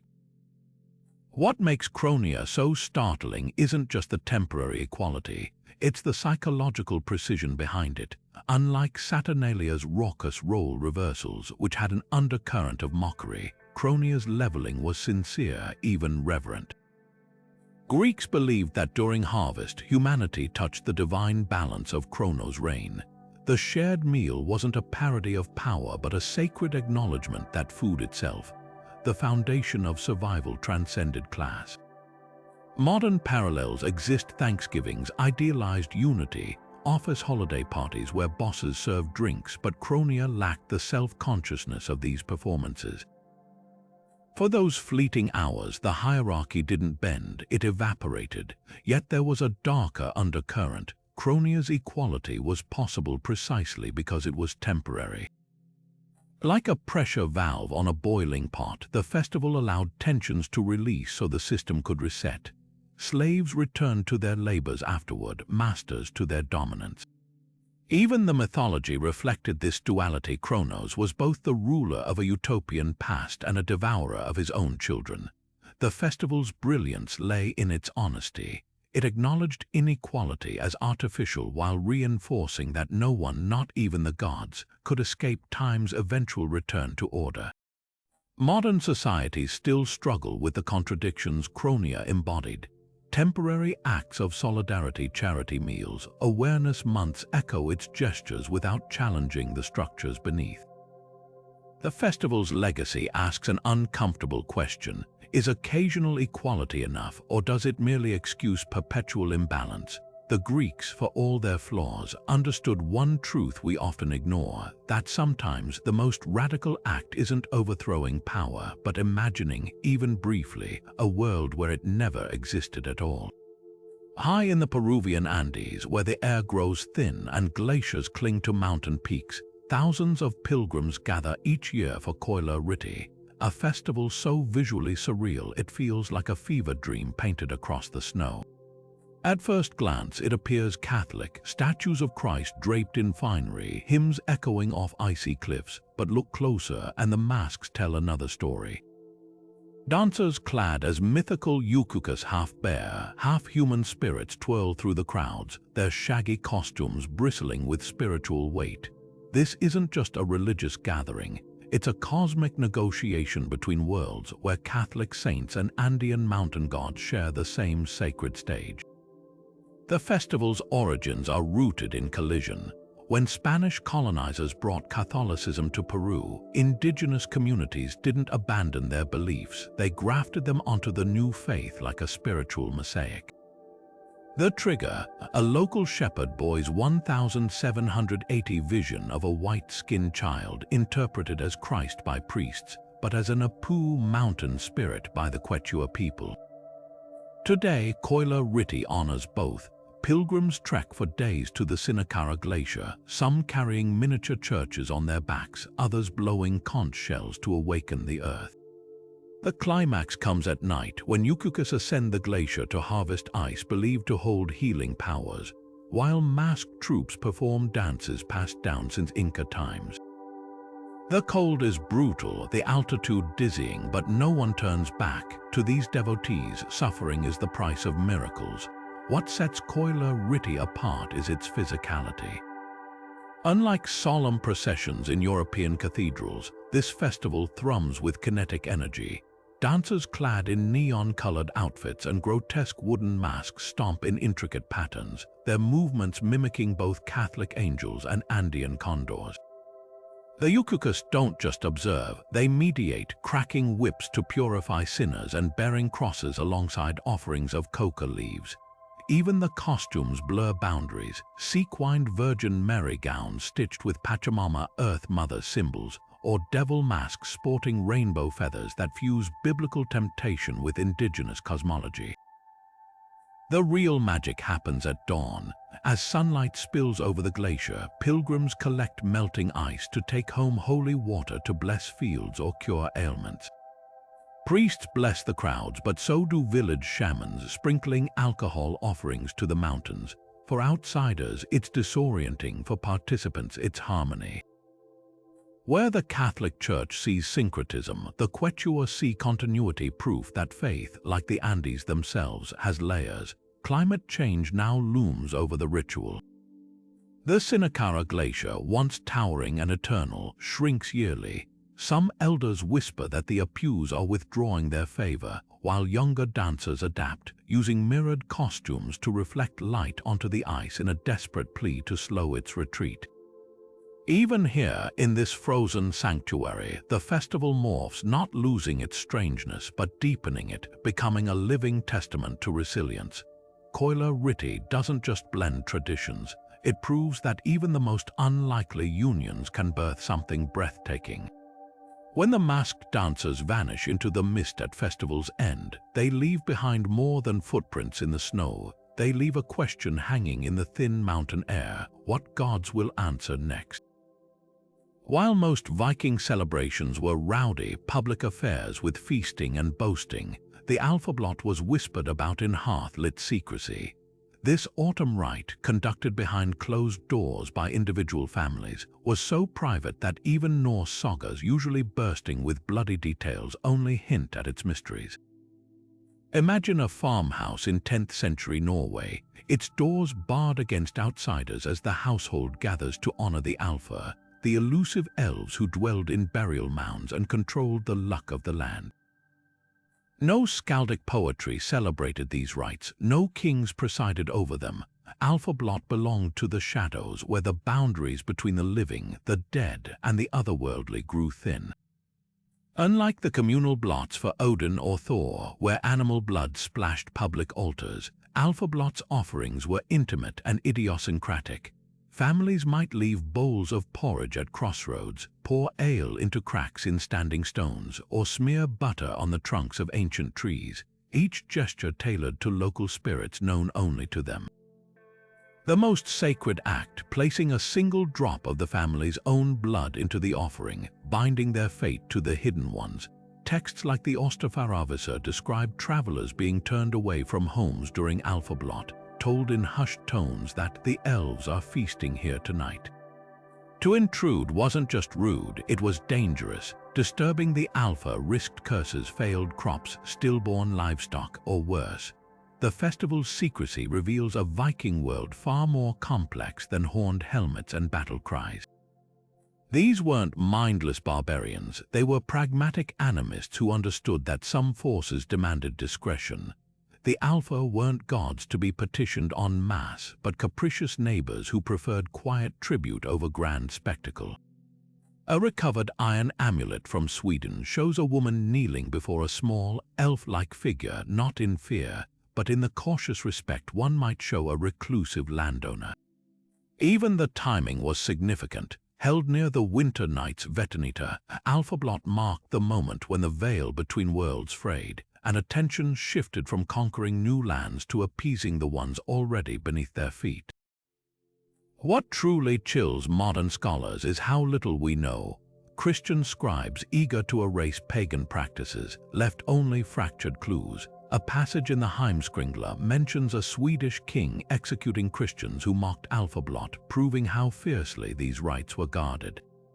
Archaeology fills some gaps: small stone altars in home foundations, bones buried in doorways, even tiny silver figurines hidden in walls, likely elf bribes for protection. But the heart of the ritual remains elusive by design. Unlike Yule's boisterous feasts or Sigablot's victory chants, Alfablot thrived in silence, its power drawn not from collective fervor, but from the unspoken pact between a family and the unseen. The festival's legacy lingers in Scandinavian folklore, where elves evolved into Christmas gnomes or guardian spirits, but the original Alfablot was neither cute nor quaint. It was raw spiritual pragmatism, an acknowledgement that some truths are too fragile for daylight, and that survival sometimes depends not on roaring to the heavens, but on whispering to the shadows. In an age of oversharing, there's something eerily beautiful about a rite that demanded you keep its secrets, even from history itself. The Babylonian Akitu festival wasn't just about renewing cosmic contracts, it was a masterclass in political theater, where the king's humiliation served as the ultimate power play. Picture the scene: the ruler of one of history's most formidable empires, draped in gold and authority just days earlier, now groveling before a statue of Marduk, his ceremonial regalia stripped away, his face stinging from a priest's slap. This wasn't a coup, it was a calculated performance choreographed to remind everyone, from rebellious nobles to skeptical commoners, that even the mighty were subject to divine whim.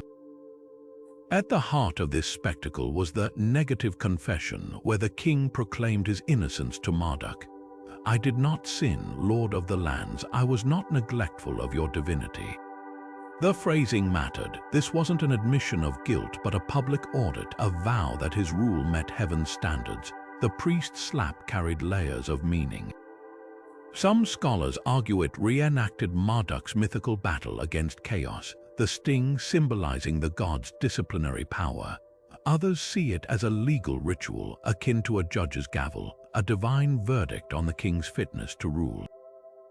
Either way, the message was clear. Legitimacy flowed downward from gods to priests to kings, not the other way around. But the real genius of Akitu lay in its dual audience. For the elites watching, the ritual reinforced that kingship wasn't hereditary entitlement, but a conditional grant from the gods, one that could be revoked. When Nebuchadnezzar Roman II underwent this ordeal, his grip on Babylon's restive priesthood tightened, not despite the humiliation, but because of it. For the commoners, the sight of their ruler brought low-offered catharsis, a temporary illusion of equality before the divine. Yet the moment the crown was restored, the hierarchy snapped back into place, more unshakable than ever. The festival's sequencing was deliberate. The king's degradation always preceded the grand processions where statues of gods paraded through the streets, their golden faces gleaming, a visual reminder that order always followed chaos and that the king's renewed authority was divinely endorsed. The Akitu's political machinery extended beyond the temple. During the festival, Babylon's law courts closed, debts were temporarily suspended, and prisoners received amnesty, gestures that framed the king as both mortal penitent and magnanimous restorer. Even the timing served state interests. Held at the spring equinox, Akitu coincided with the flooding of the Euphrates, linking the king's symbolic rebirth to the land's literal fertility. Surviving administrative tablets reveal how meticulously this was staged. Silver for the priests' costumes, barley for the sacrificial feasts, and precise allocations of beer because nothing said divine order like a well-funded ritual. What makes Akitu uniquely fascinating is how it turned vulnerability into strength. Modern leaders spin scandals or stage apologies, but Babylon's kings leaned into their humiliation, weaponizing it. When the Persian Cyrus conquered Babylon in 539 BCE, he shrewdly participated in Akitu, ingratiating himself with local elites while subtly repositioning Marduk's favor toward his own rule. The festival's endurance, spanning nearly 2 millennia, proves its effectiveness. In a world where dynasties rose and fell like reed boats on the Euphrates, Akitu offered a script for survival. Bow low, rise higher, and make sure everyone sees the strings connecting earth to heaven. The echoes linger in unexpected places, from medieval monarchs washing peasants' feet on Maundy Thursday to modern politicians performing folksy humility. The spectacle of power temporarily relinquished still soothes the masses. But Babylon's kings understood something we often forget, that true authority isn't diminished by ritualized submission. It's forged in it. The slap, the tears, the stripped scepter. These weren't signs of weakness, but the gears of a system designed to outlast empires. And perhaps that's the most unsettling lesson of Akitu. Sometimes the surest way to stay on top is to kneel. While most Roman festivals roared with drunken excess or bloody spectacle, Parentalia unfolded in near silence, a 9-day stretch where the living tiptoed through cities gone suddenly still. From February 13th to 21st, temples locked their doors, weddings were forbidden, and magistrates set aside their purple-bordered togas for plain mourning clothes. No business was conducted, no wars fought, not even a fire lit in the public hearths. Rome, the empire that conquered through noise and pageantry, now spoke in whispers as families carried simple offerings to crumbling graves outside the city walls. The rituals were uncomplicated but profound. Parents would clear weeds from ancestral plots, then leave modest gifts, a handful of salt to purify, a few violets to brighten the gloom, a sprinkling of wheat to nourish spirits on their journey. No grand speeches or elaborate sacrifices, just quiet conversations with the dead. Ovid describes widows murmuring to husbands, children leaving toys for siblings lost too young. What's most striking is the democracy of it. Enslaved people were granted leave to visit their own family graves, a rare acknowledgement that grief transcended social status. This stands in stark contrast to today's memorial customs, where modern cultures often sanitize death with professional funerals and manicured cemeteries. Parentalia embraced raw intimacy. Families didn't delegate care to strangers. They knelt in the dirt themselves, pressing foreheads against cold tombstones. The offerings weren't store-bought flowers, but homegrown blooms and homemade cakes, gifts that carried the labor of love. Even the timing defied modern logic. While we relegate remembrance to brief moments, anniversaries, holidays, Parentalia demanded sustained attention, stretching grief across over a week to ensure the dead felt truly welcomed back. The festival's power lay in its taboos. Romans believed neglecting Parentalia invited the lemures, hungry, restless ghosts, to haunt the living. But this wasn't mere superstition, it was cultural memory hardening into ritual. In a society without photographs or recorded histories, graves were the only anchors to the past. By tending them annually, Romans preserved lineages that otherwise might vanish, a tangible defense against time's erasure. The closing ritual, Feralia, saw families leave black beans at crossroads, not as tribute but as spiritual distractions to lure malevolent spirits away from their homes. What makes Parentalia so poignant is its quiet rebellion against Rome's own values. In an empire built on conquest and legacy, where public image was everything, this festival turned attention to those who could no longer contribute to society's glory. The mighty and the meek alike paused to honor people whose names would never grace monuments or coins.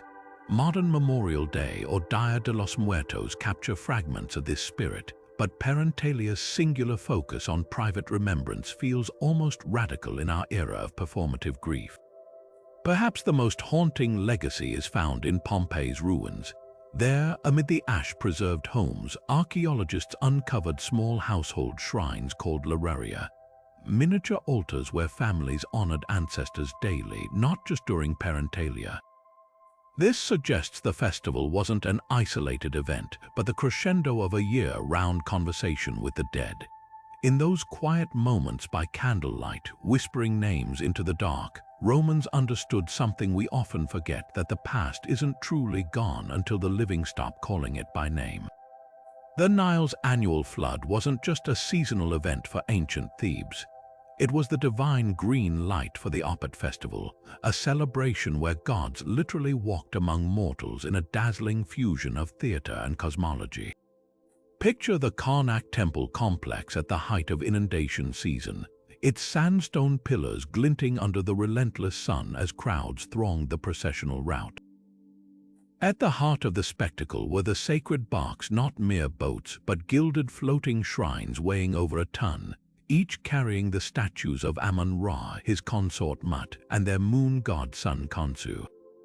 But this was no ordinary parade. The 27-day festival was engineered to manipulate the very fabric of divine energy, with rituals so secret that even Egypt's highest nobles only saw the carefully curated public facade. What made Opet extraordinary wasn't just its scale, it was the precision of its illusions. As priests hoisted the barks onto their shoulders, hidden mechanisms came into play.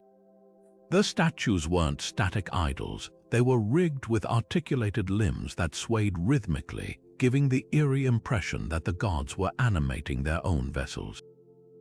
Incense burners mounted beneath the barks belted out clouds of Kaiphai smoke, veiling the statues in haze just as they passed the public galleries, a calculated effect to obscure the mechanics while heightening the mystical aura. Even the route was part of the theater. The 3-kilometer procession from Karnak to Luxor Temple didn't follow a straight path. It zigzagged to maximize visibility, with strategically placed stages where priests would pause to consult the gods, their whispered commands interpreted as divine pronouncements. Behind the pageantry lurked the festival's true purpose, divine rejuvenation. When the barks finally reached Luxor's innermost sanctum, the statues underwent a ritual called the Mystery of the Union. Egyptologists still debate what transpired in those sealed chambers, but temple reliefs hint at a symbolic sexual union between Amun-Ra and the pharaoh, facilitated by hidden priests manipulating the statues. The act wasn't literal, it was metaphysical alchemy, transferring the god's Ka life force into the ruler's body. This explained the festival's extravagant duration. Each day represented a joint in the human body, with the full cycle ensuring every limb, organ, and sense received divine revitalization. The political genius of Opet lay in its exclusivity. While the processions were public, the rejuvenation rites were witnessed only by the high priesthood and the pharaoh himself. This created a feedback loop of power. The more magnificent the public spectacle, the more unquestionable the secret rites became. When Hatshepsut commissioned her famous Opet reliefs at Deir el-Bahari, she didn't depict the mysteries, just the crowd's awestruck faces as the barks passed. The message was clear: the gods endorsed her rule, and doubting her was doubting divine will. Even the festival's timing served this agenda. Held at the Nile's peak flood when the land was most fertile, Opet implicitly tied the pharaoh's vitality to the river's life-giving surge. Modern echoes of Opet's stagecraft persist in everything from papal processions to political inaugurations, but none capture its layered duality. This wasn't just propaganda, it was a full sensory theological argument where smoke, motion, and secrecy conspired to make belief irresistible. When the statues finally returned to Karnak, their journey complete, the people saw only the glittering aftermath, never the hands that pulled the strings, or the whispered bargains struck between kings and gods in the dark. The Nile would recede, the fields would green, and Thebes would carry on, never quite sure where the pageantry ended and the divine began exactly as intended. Athens in midwinter might have seemed subdued, temples quieter, streets less crowded unless you knew where to look. Hidden behind closed doors in the sanctuary of Demeter at Eleusis, the women of Greece gathered for the Heloa, a festival so steeped in sexual symbolism that even ancient male historians wrote about it in hushed, scandalized tones. Named after the halos or threshing floors where grain was separated from chaff, this was no demure harvest thanksgiving. Here, under Demeter's watchful gaze, married women celebrated fertility with a raucous blend of agrarian magic and outright obscenity that would make a Roman bacchant blush. The rituals began with a feast, but the food served were anything but ordinary. Loaves of bread shaped like phalluses and vulvas covered the tables, their forms so explicit that surviving descriptions from the 2nd century CE still carry the author's flustered disapproval. These weren't just bawdy jokes, they were edible prayers. As women bit into the suggestive loaves, they weren't merely indulging in humor. They were consuming the very essence of generative power, tying the act of eating to the fertility of both field and womb. Even the wine was poured from pitchers modeled after Dionysus's own drinking cups, linking the grape's vitality to human reproduction in a way that would have made the god of ecstasy himself raise an eyebrow. What made Heloa truly revolutionary was its exclusive guest list. No men were permitted, not even priests or magistrates. This was a space where women, typically silenced in public life, could speak and laugh without restraint. Ancient texts describe matrons swapping increasingly outrageous sexual jokes, their laughter echoing off the temple walls as they invoked Demeter's blessing through sheer audacity. Some scholars believe these jokes weren't just entertainment but ritual incantations, with each punchline serving as a spell to coax life from the frozen winter soil. The more scandalous the humor, the stronger the magic, a theory supported by the festival's timing during the shortest days of the year, when the Earth's fertility seemed most precarious. The festival's agricultural roots ran deeper than the risque surface. Demeter's myth centered on her daughter Persephone's abduction by Hades, a story of loss and renewal that mirrored the grain cycle. The women's obscene banter wasn't just about human fertility. It was a sympathetic charm to awaken the earth itself. Surviving vase paintings show scenes from Heloa, with women handling giant phallic props while baskets overflowing with produce sit nearby, a visual pun linking human sexuality to abundant harvests. Even the dancing took on double meanings, with movements mimicking both lovemaking and the sowing of seeds. Heloa's legacy lingers in unexpected places. Modern fertility rituals, from Polish women plunging naked into rivers at midnight to Balkan brides planting phallic-shaped breads, carry faint echoes of those Eleusinian feasts.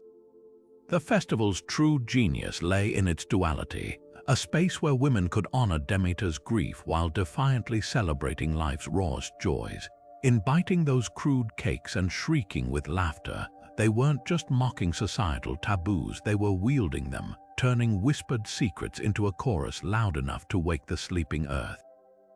And when dawn broke, the loaves' crumbs scattered on the temple floor like seeds, ready to birth whatever came next. As the dry season tightened its grip on the Valley of Mexico, the Aztecs prepared for Panquetzalistli, a festival so intense it made even their other blood-soaked rituals seem tame by comparison. This 20-day celebration of Huitzilopochtli, the hummingbird god of war and sun, wasn't just a religious event. It was a full-scale reenactment of cosmic warfare, where every drumbeat echoed the battle between light and darkness. The stakes were existential. Without proper observance, the Aztecs believed the sun would stall in the sky, plunging the world into eternal night. The festival's opening act was a spectacle of controlled chaos. Thousands gathered in Tenochtitlan's ceremonial precinct to witness the sacred combat, where elite warriors divided into two factions, one representing Huitzilopochtli's forces, the other his nemesis, the star god Coyolxauhqui and her 400 brothers. These weren't choreographed performances, but near-lethal melees fought with wooden swords lined with obsidian blades. Combatants wore elaborate feather headdresses that transformed them into living avatars of the gods, their mock battles leaving real wounds and occasionally fatalities considered honorable offerings to the war god. The violence served a deeper purpose, reenacting Huitzilopochtli's legendary victory over his siblings, a myth central to Aztec identity. Midway through Panquetzalistli, the rituals took a grimmer turn. Priests crafted towering effigies of the vanquished gods from amaranth dough mixed with sacrificial blood, a substance called tes oli. These edible idols weren't mere symbols. The Aztecs believed the dough became the literal flesh of deities through ritual incantations. After days of solemn veneration, the effigies were slain with obsidian knives, their fragments distributed among the populace in a sacrament that blurred the line between cannibalism and communion. Eating the god's body wasn't just symbolic, it was a visceral act of spiritual replenishment, binding the community together through shared consumption of divine essence. The climax arrived on the festival's final day, when the great temple became a stage for sacrifices on an industrial scale. Captives from recent wars, dressed as gods, ascended the pyramid steps, knowing each stride brought them closer to becoming literal sustenance for the sun. As priests extracted their hearts, the bodies were flung down the temple's steep sides, their descent mirroring Coyolxauhqui's mythical fall from the heavens. What shocks modern observers isn't just the scale of killing. Historical accounts describe hundreds perishing in a single day, but the meticulous symbolism. Every slash of the flint knife, every placement of blood-soaked hands on the sunstone was a carefully calibrated act of cosmic maintenance. What made Panquetzalistli uniquely terrifying was its psychological duality. For all its brutality, this was also a festival of renewal. The same warriors who fought mock battles would later participate in purification rites, bathing in sacred springs to wash away the taint of combat. The Tz'oli dough, though mixed with blood, also contained honey, a reminder that creation and destruction were inseparable forces. Even the sacrifices carried hope. The Aztecs believed the victims didn't truly die but transformed into hummingbirds, joining Huitzilopochtli's celestial army. The festival's legacy persists in surprising ways. Modern Mexico's Day of the Dead altars often include amaranth candy skulls, a distant echo of those blood-infused effigies. The mock battles find new life in Lucha Libre, where masked wrestlers reenact cosmic struggles with theatrical flair. But the true lesson of Panquetzalistli lies in its relentless duality. To the Aztecs, life couldn't exist without death, light without darkness, or order without periodic, ritualized chaos. Their world balanced on the edge of a sacrificial knife, and for 20 days each year they danced along its blade to keep the sun rising.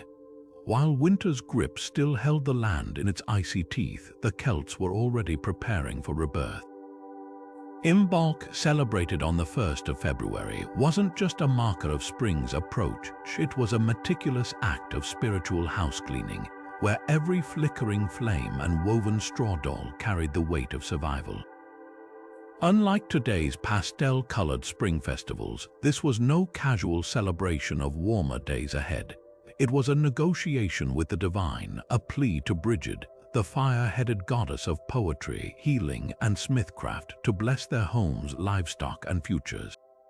The rituals began at the threshold, literally. Families would sweep their doorways with besoms, not just to clear physical dirt, but to symbolically purge the stagnation of winter. Every ember in the hearth was extinguished and relit from a sacred community fire, passing Brigid's blessing from house to house like a whispered secret.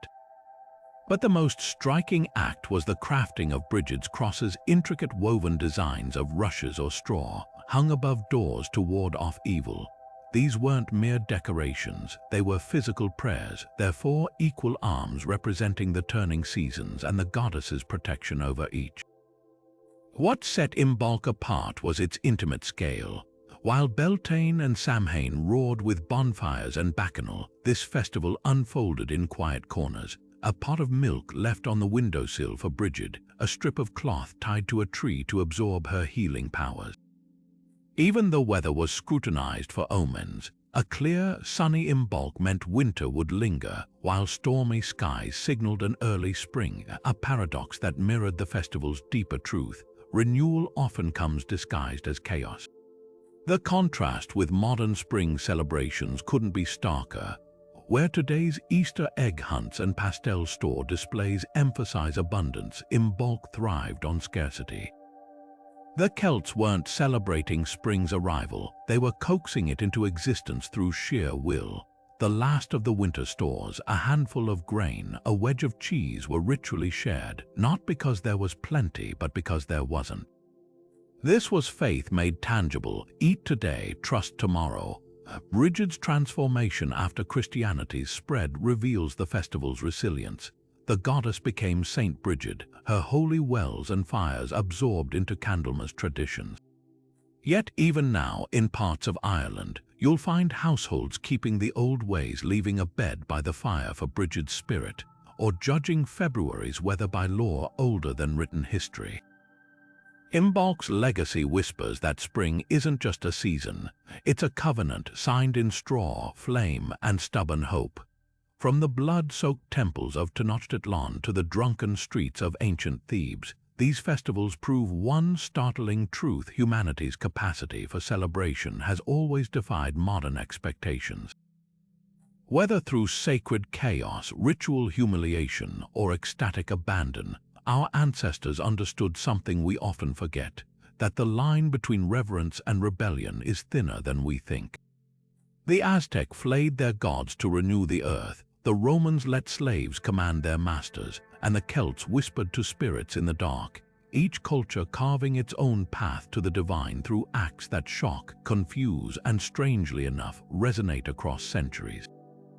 What ties these festivals together isn't just their strangeness, but their shared purpose.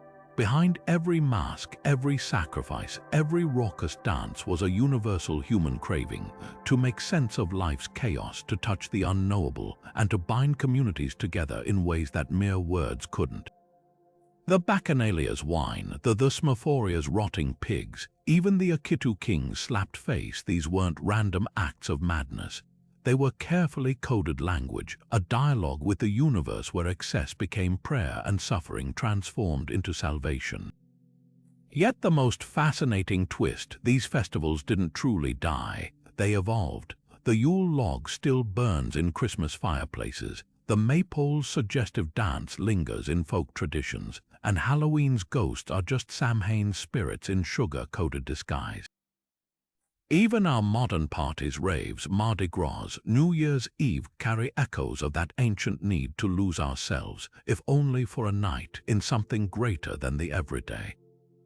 So which of these festivals left you stunned? Was it the Carthaginian parents who sacrificed their children, or the Greek women who tore animals apart in Dionysus' name? Maybe it's the Inca's glacier-clad dancers or the Vikings' elf bribes that haunt your thoughts. And beyond these, what other forgotten rituals deserve the spotlight? The world's history is a tapestry of the bizarre, the beautiful, and the downright unsettling, so let's keep unraveling it together. Drop your favorites in the comments, and who knows, the next festival we explore might just make even these look tame. After all, if there's one thing history teaches us, it's that humanity's imagination for celebration and shock knows no limits.